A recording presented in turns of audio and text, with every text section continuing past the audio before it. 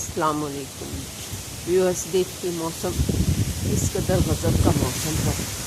ये लाहौर का मौसम है और ज़बरदस्त सुबह का टाइम है और ये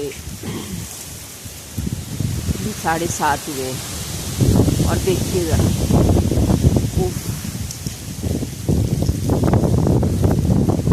और हमारा ईद का दिन है और इस ईद के दिन में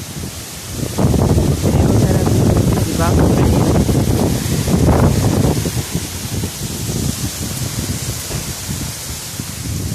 आंधी तूफान का आलम है।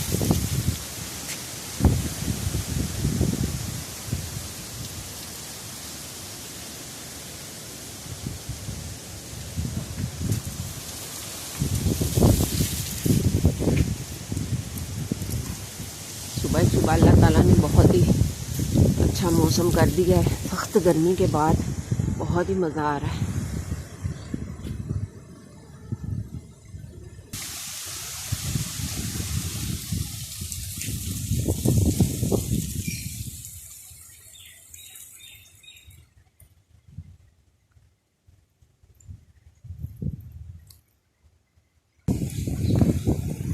लीजिए व्यूअर, बारिश भी आ गई है।